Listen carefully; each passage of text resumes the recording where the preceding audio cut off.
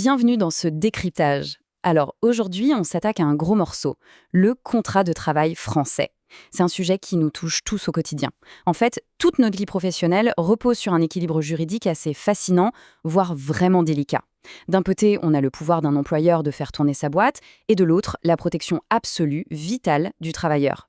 C'est exactement cette espèce de chorégraphie légale qu'on va analyser ensemble. Allez, on jette un coup d'œil rapide à notre programme. On va suivre 4 étapes toutes simples. 1. Le statut de salarié. 2. Les fameux types de contrats. 3. Les clauses particulières. Et pour finir, 4. Les modifications du contrat. On y va ? On commence donc par la première partie, le statut de salarié, notre cadre protecteur. Et oui, avant d'aller plus loin, il faut vraiment poser les bases et comprendre qui se trouve réellement sous ce grand parapluie juridique. Et là, le concept incontournable, la clé de voûte de tout le système, c'est le lien de subordination. C'est très simple. Sans cette dynamique précise, c'est-à-dire un patron qui donne des ordres, qui contrôle le travail et qui peut sanctionner, eh bien le code du travail ne s'applique tout simplement pas. C'est littéralement la porte d'entrée obligatoire pour déclencher l'ensemble des droits sociaux. D'ailleurs, le contraste est frappant quand on compare les statuts. Sous le parapluie du salariat, c'est la sécurité qui prime. On parle d'un salaire minimum garanti, de congés payés, tout ça en échange de l'obéissance aux directives bien sûr. À l'inverse, le travailleur indépendant, lui, vole de ses propres ailes. Il a une liberté totale sur ses horaires, sur ses tarifs. Mais, revers de médaille, il encaisse absolument seul le moindre choc économique. C'est un tout autre monde. Mais bon, que se passe-t-il si, en réalité, un soi-disant indépendant reçoit des ordres stricts comme un employé ordinaire ? Eh bien, les juges ne sont pas dupes, ils ne regardent pas juste le titre écrit en haut du contrat. S'ils repèrent une subordination bien réelle sur le terrain, paf, le couperet tombe. La relation est automatiquement requalifiée par les tribunaux, ce qui veut dire que le travailleur récupère instantanément et de façon rétroactive toutes les protections d'un vrai salarié. Ce qui nous amène à notre deuxième grande partie, les types de contrats. Plongeons dans l'écosystème qui sert à formaliser cette subordination au quotidien.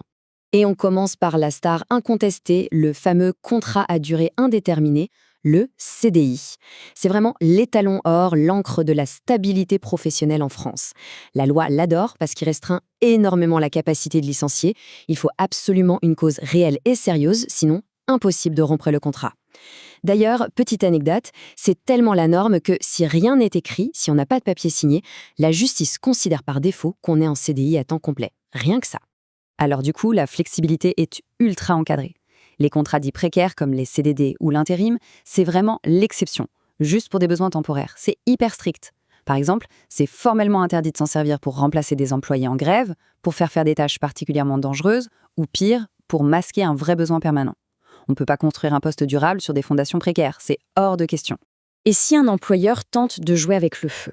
La loi frappe très fort. Ignorer la limite classique des 18 mois ou tricher sur les règles de renouvellement, ça a une conséquence directe. Le contrat précaire explose en plein vol et les juges forcent sa transformation immédiate en CDI. Avec, en prime, de possibles sanctions pénales assez salées pour l'entreprise. Allez, on passe à la troisième partie, le numéro 3 de notre feuille de route, les clauses particulières et la façon dont on peut modeler le contrat. Là, une question cruciale se pose très souvent. Avant de s'engager corps et âme dans un CDI bien rigide, comment est-ce qu'on peut tester la relation de travail en toute sécurité ? Au fond, c'est quoi le véritable but de la période d'essai ?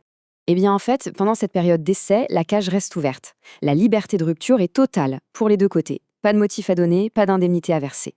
Mais attention, pour que cette petite zone d'incertitude ne dure pas éternellement, la loi a mis en place des compteurs très précis. C'est 2 mois maximum pour un ouvrier, 3 mois pour un technicien et jusqu'à 4 mois pour un cadre. Ça peut être renouvelé une seule fois, à condition que tout le monde soit d'accord. Passé ce délai, terminé, on bascule dans la protection classique. Et c'est là qu'on observe tout le jeu d'équilibriste du contrat, avec des clauses spécifiques. Prenons la clause de mobilité. Elle répond à un vrai besoin de l'entreprise qui doit évoluer en permettant d'imposer une mutation aux salariés, mais uniquement si c'est précis, justifié et avec un bon délai de prévenance.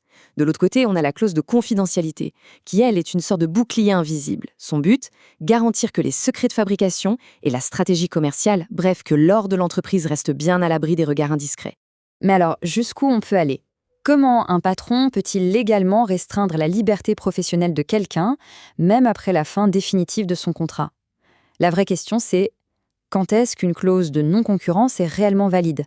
Pour que ce soit légal, les conditions sont ultra strictes et surtout, elles sont cumulatives. En clair, c'est tout ou rien.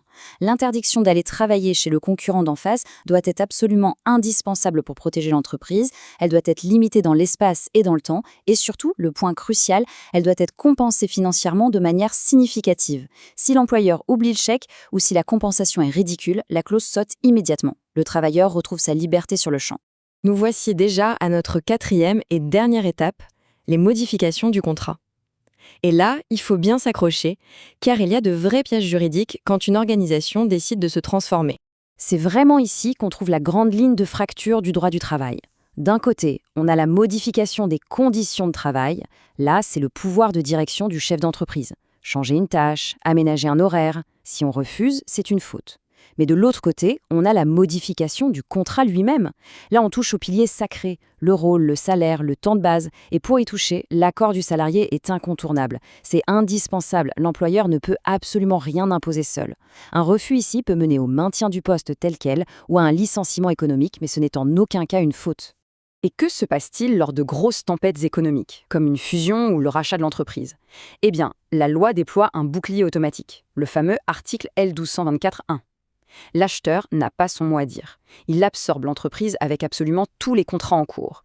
Les salariés gardent leur salaire, leur ancienneté, leur poste. La transition doit se faire sans aucune perte de droit. C'est continu.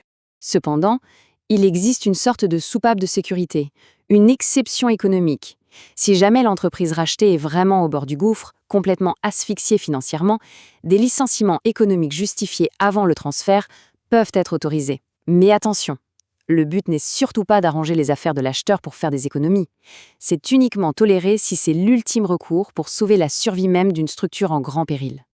En prenant un peu de recul sur tout ça, on réalise que cette architecture juridique est extrêmement bien ficelée, pensée depuis des décennies pour protéger cet équilibre des pouvoirs. Mais, alors que notre monde du travail se transforme à vitesse grand V, avec l'explosion des plateformes numériques et du travail à la demande, on est en droit de se poser une vraie question. Est-ce que ces frontières classiques vont tenir le choc et protéger les travailleurs de demain, ou bien est-ce qu'il va falloir entièrement réinventer notre façon de concevoir le contrat de travail? Ça, c'est la grande réflexion qui nous attend. Merci d'avoir suivi ce décryptage.